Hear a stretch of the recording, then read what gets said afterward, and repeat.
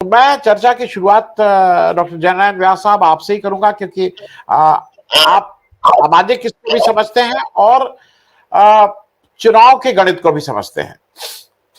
चुनाव, मुझे लगता है चुनाव एक जरिया हो सकता है एक अच्छे समाज के निर्माण का, और अच्छे समाज के निर्माण के लिए यह आवश्यक है कि जो गैर बराबरी है, जो गांधी ने जिसका सपना देखा था, अंत्योदय की बात जो थी समाज के आखिरी व्यक्ति की, उस तक हम कैसे पहुंचे। तो ये जाति जनगणना क्या उस सामाजिक बराबरी को करने के लिए आवश्यक है, या ये केवल एक जरिया है वोट इकट्ठा करने का?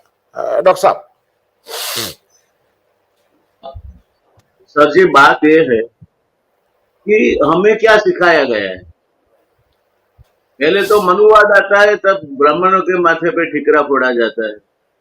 मनु ऋषि थे और उस जमाने में ज्ञाति प्रथा नहीं थी, मगर मनु वैवस्वत के पुत्र थे।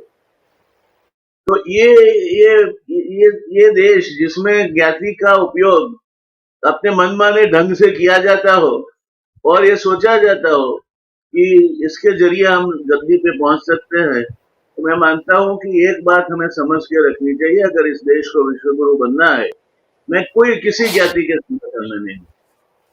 वेद काल में ज्ञातियां थी नहीं, वहां तो ये कहा जाता था कि जन्मना जायते शूद्र कर्मात् द्विजमुच्यते।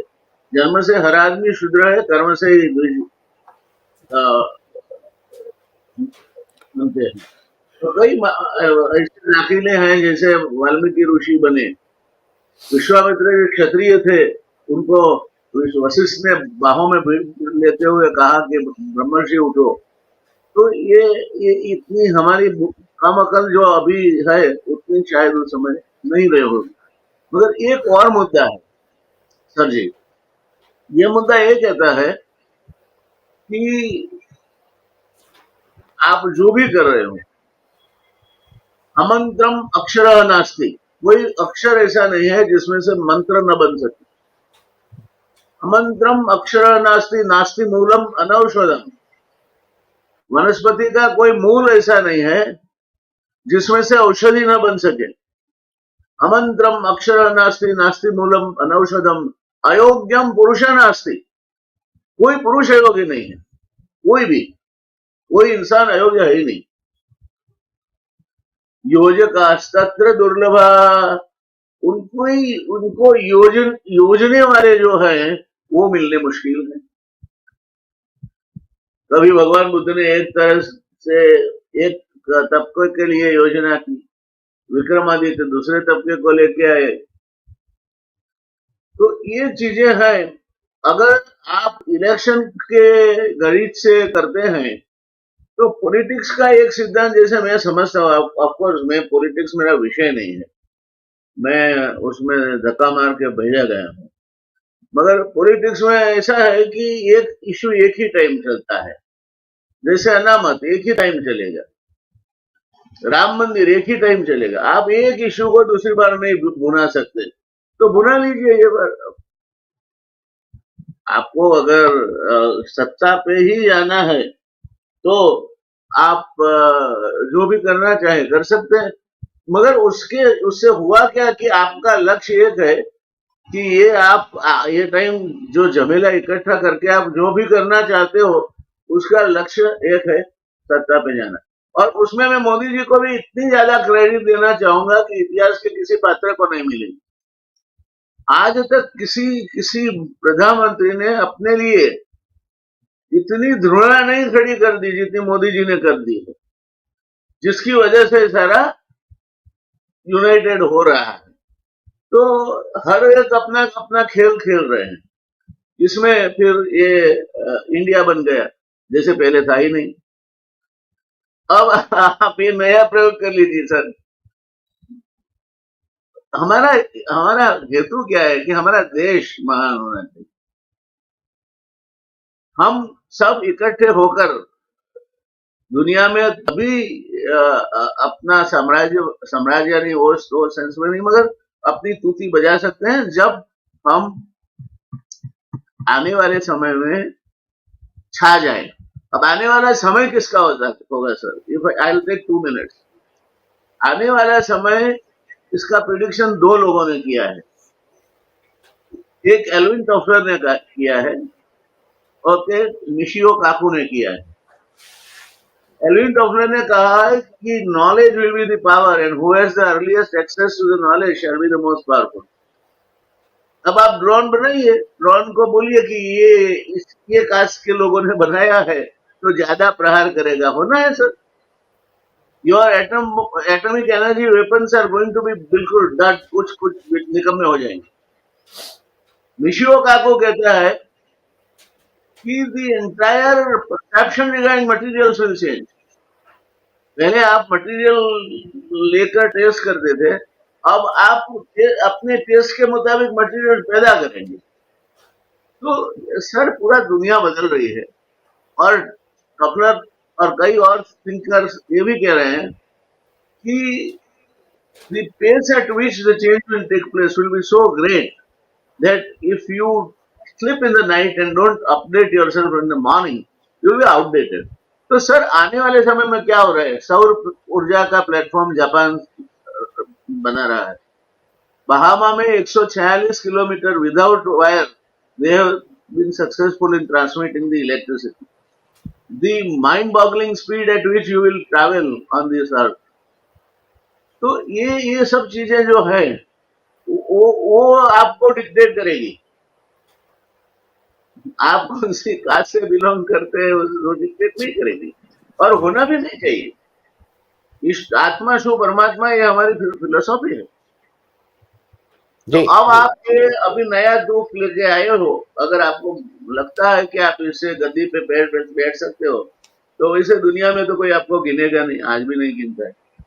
जी जी जी। तो गद्दी पे बैठ के क्या करेंगे, न राजा रहेगा न रानी रहेगी, ये मिट्टी सभी की कहानी कहेगी। जी तो सर ये इंटरेस्टिंग चर्चा आज आप लेके आए हैं सर जी। और मैं मानता हूं कि आने वाली जो पीढ़ी है उसको आज की चर्चा जो विद्वान कर रहे हैं, मैं उसमें से मेरी जात को बाकात कर लेता हूँ। अभी इसके साथ आ गया था पुल से, मगर फिर प्रेम में से मैं बाकात हो गया। तो वो जो विद्वान लोग हैं वो करेंगे और ये आप याद रखना कि अमंत्रम अक्षर नास्ति नास्ति मूलम अनौषधम अयोग्यम पुरुष नास्ति योजकास्तत्र दुर्लभ।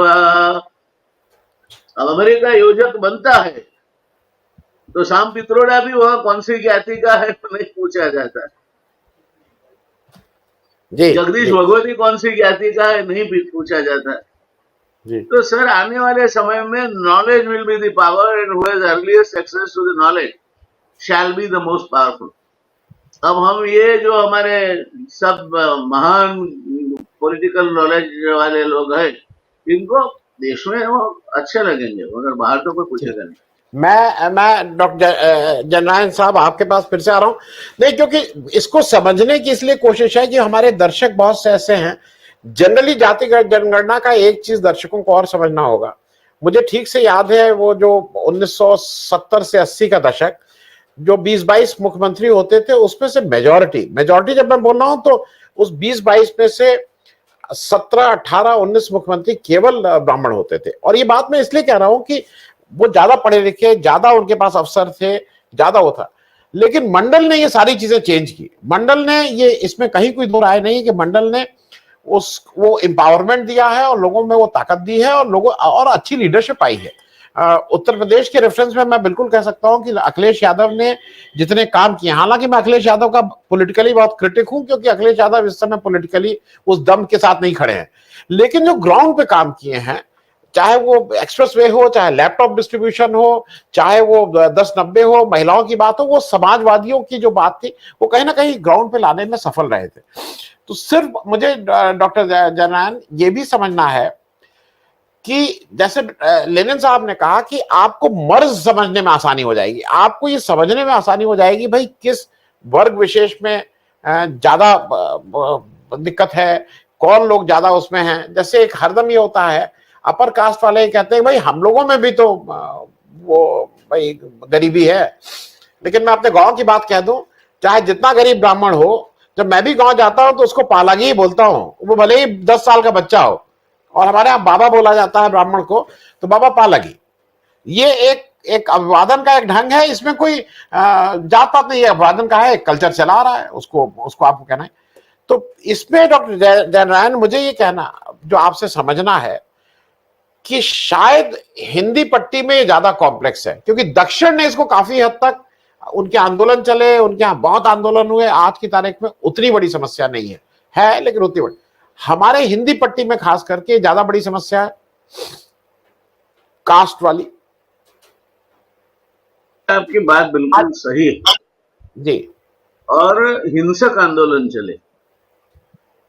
अगर आप ये चाहते हो कि माइनॉरिटी में 3.5 तक 4% वाले जो लोग हैं उनको रास्ते पे खड़ा करके उनकी शिखा काट दी जाए, जनेई काट दी जाए, उनको जलील किया जाए, अगर इसका नाम ही पिछड़ी ज्ञाति, मैं कोई ज्ञातिवाद में नहीं मानता। पहली बात, मैं आज तक कभी ऐसा नहीं कहा कि ये पिछड़ी ज्ञाति वाला है इसलिए उसके वहां खाना नहीं खाऊंगा, ऐसी बात नहीं। ईश्वर सब में है, आत्मा शु परमात्मा की फिलोसफी में मैं मानता हूँ। मगर क्या ये उपाय से आप ये कर पाओगे? हम जब 50-51 में थे तब हमारे यहाँ करीब 50% resource distribution was amongst 20% of the people. आज सर, आज जो वेल्थ है वो 20% of the wealth, 20% of the people are accounted for 90%, 85% of the wealth. अब आप मानो ना मानो, आज का जो हम ही तो चिल्लाते हैं टेलीविजन स्क्रीन पे, परम महामहिम अदानी जी और महामहिम मुकेश अंबानी जी वगैरह वगैरह का नाम लेते, तो सत्तर पावर तो वहां है। अगर आपने या मैंने वो गुनाह किया होता तो पोक्सो में बाहर नहीं आते हम, मगर लोग आ सकते हैं। अगर आपने या मैंने वो गुनाह किया होता तो ललित मोदी और माल्या की तरह हम 5 स्टार रिजॉर्ट में अब्रॉड मजा नहीं करते होते। Today you have created wealth as everything. Election भी जीतना है, पैसे चाहिए। उसमें एक नया संशोधन आया है, अब इलेक्शन बॉन्ड वगैरह कहते हैं, वो एक लोगों के पास धड़ल्ले से आते हैं, दूसरों के पास नहीं आते, अलग बात है। वो भी होपफुली बैठे रहे, इनकी भी दिन आएंगे। मगर क्या हम सही मायने में इक्वालिटी में मानते हैं? मैं तो जंगल में रह के बड़ा हुआ हूँ। मेरे जो पड़ोसी थे वो ठाकुर, यानी हमारे वहाँ ओबीसी में आते हैं, तो मजदूरी करते हैं, चौकीदारी करते हैं। मेरे घर में ऐसा कभी मैंने नहीं देखा, घर में पानी वो लोग ले आते, ये देखा नहीं है। तो ये गलत है सिस्टम का, जहां तक सवाल है कोई भी लॉजिक से आप इसको सही नहीं बना सकते। मगर जब लक्ष्मी का प्रभाव हो जाता है तो फिर आज आप देखिए आज क्या होगा अदानी जी का, इतने सारे वो आने के बाद। अंबानी जी किस तरह, हम मकानों की शॉर्टेज की बात कर रहे हैं, वो 4,700 करोड़ अंटालिया, तो मैं एक दफा बाहर से देखने गया, भव्य लगता है, पर इससे आगे कोई हम कर नहीं सकते। हम ये नहीं कह सकते कि हम ब्राह्मण हैं उन्हें देखने दो, तो वो नहीं होता। तो power has become now wealth, and coming years the power will be technology. This whole entire pile-up of atomic weapons will go first. पूरा काम आर्टिफिशियल इंटेलिजेंस करेगी। तो बदलती रहती है दुनिया, और बदलती रहती दुनिया में हमें किसी को ऊंच नीच नहीं गिनना चाहिए। ज्ञान ही एक ऐसा चीज है कि जिसको मान देना चाहिए, और इंसान को तो कभी आपको किसी भी तरह से ऊंच नीच में बांटना नहीं चाहिए।